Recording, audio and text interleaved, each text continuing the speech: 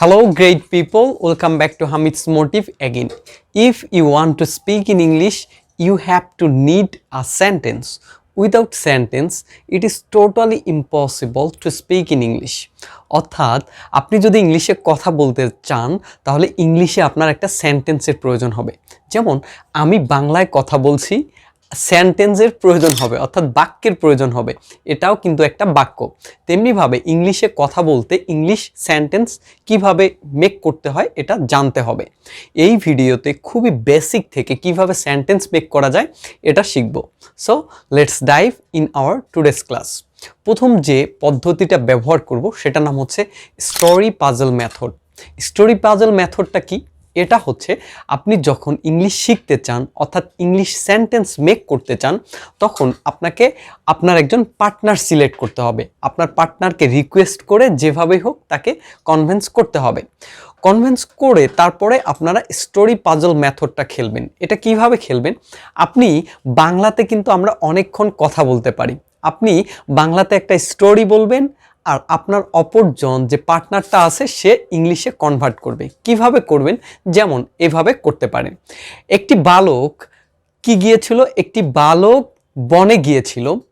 বনে গিয়ে সে একটা বিড়াল দেখতে পেল এবং বিড়ালের সাথে তার বন্ধুত্ব হয়েছিল, এরকম একটা সেন্টেন্স। তাহলে এটা কিভাবে? অপরজন এটা শুনে সে ইংলিশে কনভার্ট করে ফেলবে। One day a boy went to the forest, he saw a cat, they became friends. তাহলে কি হয়েছিল? একটা বালক বনে গিয়েছিল, তারপর গিয়ে একটা ক্যাট দেখতে পেয়েছিল এবং তারা বন্ধুত্ব হয়ে গিয়েছিল। এভাবে আপনি স্টোরি পাজল মেথডের মাধ্যমে আপনি ইংলিশ প্র্যাকটিস করতে পারেন। এখন আপনি যদি ইংলিশ স্পিকিং পার্টনার একদমই না পান তখন কি করবেন? আপনি চ্যাট জিপিটির সহযোগিতা নিতে পারেন।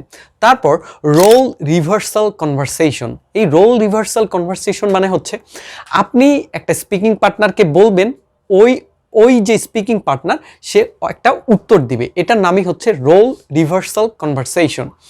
এখানেও যদি স্পিকিং পার্টনার না পারে তাহলে আপনি কার হেল্প নেবেন? চ্যাট জিপিটির হেল্প নেবেন।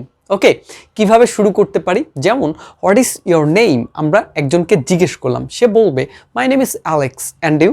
তাহলে অ্যান্ড ইউ বলতে কি বোঝাচ্ছে? অ্যান্ড ইউ বোঝাচ্ছে যে আপনার নাম কি? আপনার নাম কি? আমার নাম অ্যালেক্স, আপনার নাম কি? সে বলবে মাই নেম ইজ মাহিন। এভাবে আপনি রোল রিভার্সাল কনভারসেশন প্র্যাকটিস করতে পারেন। তারপর রং ইংলিশ কারেক্ট।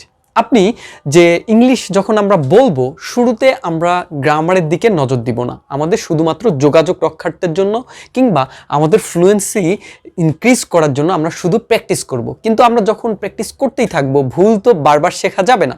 সুতরাং আপনি শুরু থেকে খুবই বেসিক সেন্টেন্সগুলো রাইট না রং এটা শেখার ট্রাই করবেন। একজন রং বলবে, যখন এই যে রং, এখানে যদি আপনি স্পিকিং পার্টনার না পান, যখন আপনি চ্যাট জিপিটির সাথে প্র্যাকটিস করবেন শুরুতেই চ্যাট জিপিটিকে বলে নেবেন যে if I make any mistakes please try to correct my sentence and pronunciation also. যখন চ্যাট জিপিটিকে এই মেসেজটা দিবেন তখন আপনি কি করবে? একটা সেন্টেন্স বললেন, যেমন আমি বললাম যে হি গো টু স্কুল, এই সেন্টেন্সটা রং। যখন আমি চ্যাট জিপিটিকে বলবো বা আমার স্পিকিং পার্টনারকে বলবো, সে বলবে যে here I find a mistakes. Instead of go, you have to use goes. কারণ কি?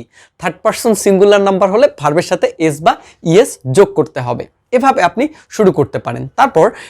তারপর হচ্ছে ট্রেজার হান্ট উইথ সেন্টেন্স। আপনি এই যে পদ্ধতিটা, এটা হচ্ছে যারা টিচার আছে, যারা স্টুডেন্টকে, ছোট বাচ্চাদেরকে শেখায় কিংবা গ্রুপ করে ইংলিশ শেখে, তারা এই সেন্টেন্সটা প্র্যাকটিস করতে পারেন। যেমন ট্রেজার হান্ট উইথ সেন্টেন্স কি? আপনি একটা আই রাখবেন হচ্ছে একটা রুমের উপরে, তারপর লাইক রাখবেন আরেক জায়গায়, তারপর আরেকটা মনে করেন যে ক্যাট রাখলেন আরেক জায়গায়। এখন স্টুডেন্টদেরকে বলবেন যে তিনটাই খুঁজে বের করে তোমরা একটা সেন্টেন্স মেক করে ফেলো। যেমন আমি কি বলেছি, আই লাইক ক্যাট, তিন জায়গায়। একজন প্রথম যেটা করলো, খুঁজে পেলো, সেটা হলো ক্যাট। তারপর আরেকজন খুঁজে পেলো লাইক, তারপরে খুঁজে পেলো I.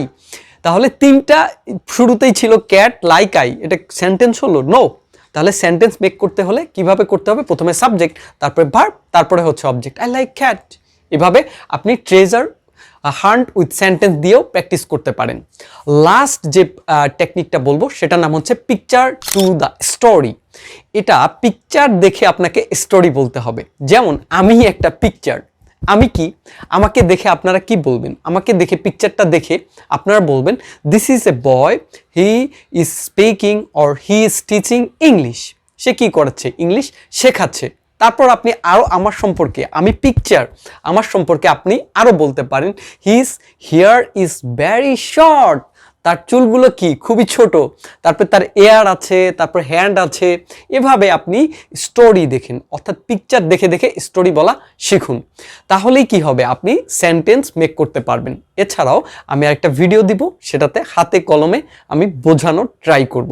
So don't forget to subscribe my channel for more interesting video, tips, tricks. So stay with Hamid sportive. আল্লাহ হাফেজ।